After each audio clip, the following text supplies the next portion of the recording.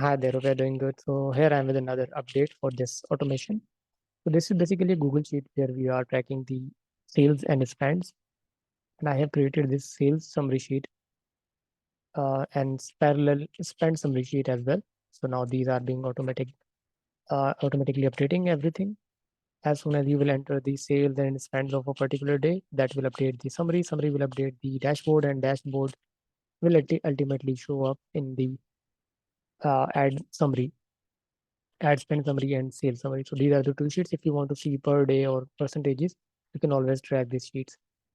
Then there is a dashboard calculation where we are not showing the value and then percentage. We are just showing the clear values. So this is a complete track of those as well. So maybe this is not of your use as well. So you can always skip that. We can hide this. Now the basic thing we have updated is dashboard. So on the dashboard, we have agreed that we need to have some control for the month, year, date, and then you want to have a control for the metrics or the field you want to plot as well. And there will be two charts. One plotting the sales. Let me show you. So if we will select total tracked against the time, so and the time is in this brown cell. So here I have given you three controls. You can click the date and it will plot by each and every date available on the data. So this is basically per day data based on date. And if you plot quarterly, as we have only data till March, so this is the first quarter, and this will show the only one value in there. Similarly, for the week, I think the week view is better and less populated and giving you a better view as well. And there are two charts on top of each other. So this chart is basically bar chart, and this is basically same chart but a different representation on a line base. So you can see the trends are exactly almost the same. And here you can select the date. So I have currently selected 2023 because we have only data for 2023 January to March. And similarly, from 2023 to 2023, once we have more data for maybe more than 1 year, we can select the date, other date as well. And if you are going to select for only January, you can select the month January to, and this will be plotting only for 5 weeks available in this day. And if you want to further drop it down to date level, maybe you just want to see the first week only, or maybe first fortnight. So this is basically the first 2 weeks of the data for the January. So this is saying that from 1st January 2023 to 14th January 2023, and here you can read out the dates as well. So from 1st January 2023 to 14th January 2023, it's showing the data based on week. But if you want to see the data on date base, you can always select this date, and this will give you 14 entries from January 1st to January 14th, and it's giving you all the entries for total sales only. Now, if you want to compare two matrices on that particular day, maybe if you want to compare maybe backbayplay and grateful grocers, you can select these two and these will get plotted like this. So here on the track, on the legend, you can see backbayplay is this one, and this one, the gray one is gross, grateful grocers. And the number you are seeing at the top is the basically total combined for these. Otherwise, if you will plot it for more than 30 days, yeah, there is another control. If you will remove the date, what it will do, it will take the first, the initial month and to the end of the month. So if you are not interested in selecting the dates, this will show you the whole month. So you can see it's plotting 31 entries. And if you are going to plot till March, till date, this will be more and more populated. And if we are showing all the data labels, the data label will get into each other and those won't be readable. So when you are seeing a larger range of the data, I would I would suggest to select weeks so that you can have a better view. Okay, which 2 weeks were highest one, in the initial weeks were lower. So similar graph you can see in here. This is basically stat chart on top of each other. If you are going to add more brands in it, you will see according to the legend, you can see everyone. So if you want to select maybe more than one, you can select like this as well. So now it's plotting all the brands from body boards to grateful growers. If you want to add totals, I don't want to add totals because it will obviously it's the highest value, so it will cover mostly everything, and other things will get narrowed down. We can stretch it a bit more. Okay.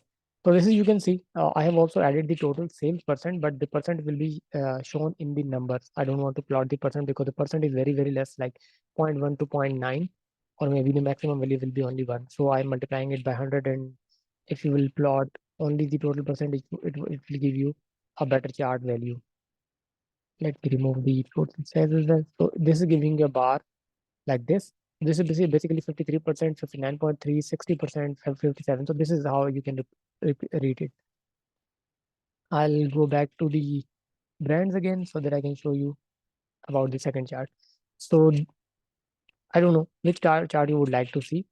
This is a good representation of all the matrices and you have all the controls to plot. And yes, I would obviously personally recommend the weekly plot. Now at the bottom, there is a time chart which will be plotting everything irrespective whatever you have selected in here. This chart will show you everything on the data available. So this is currently showing from 1st January to 30th January. You can always keep this range and you can drag it down so that you can always see the 3 months.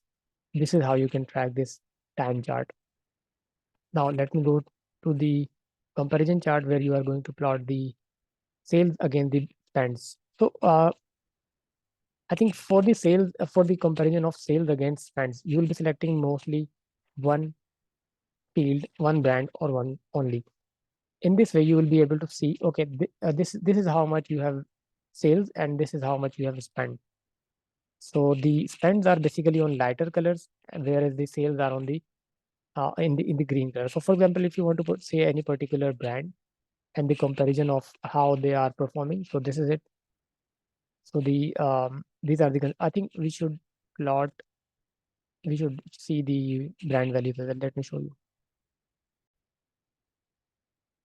Okay, so to view the current values in here, you can always select any of the bar, and if once you will hover the mouse on it, it will give you the values for both of the for all of the matrices basically.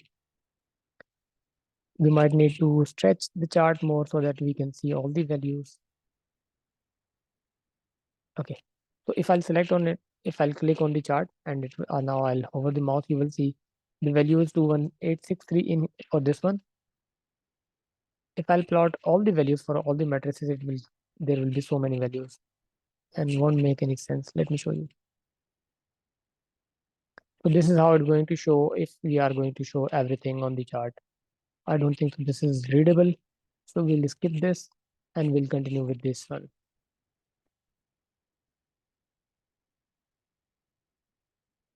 Okay, so this is the chart of, let me remove this option.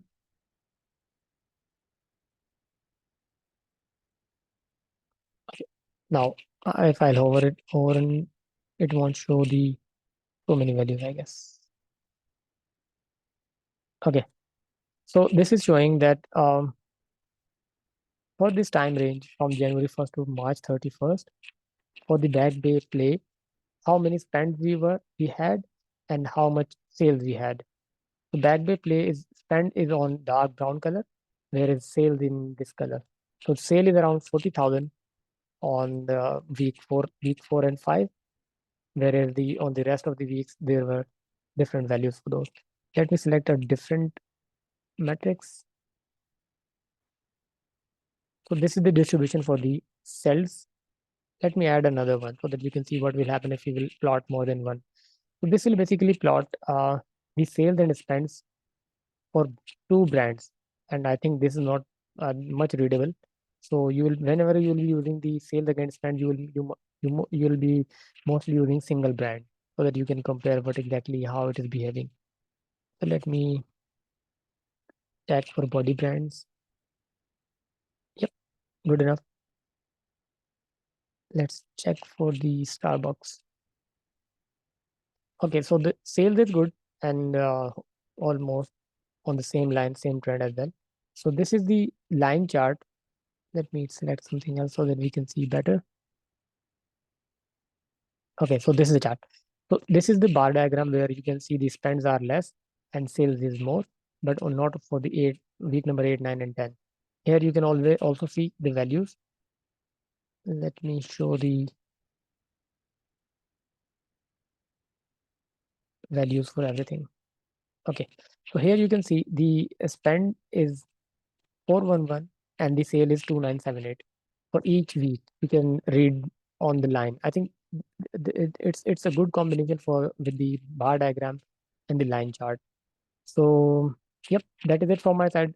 I think for me it was a bit tricky to get the selection of the fields along with the range with the dynamic setting, obviously. So that is it from my side. Please let me know your review is requested. Looking forward for your review. Take care. Bye.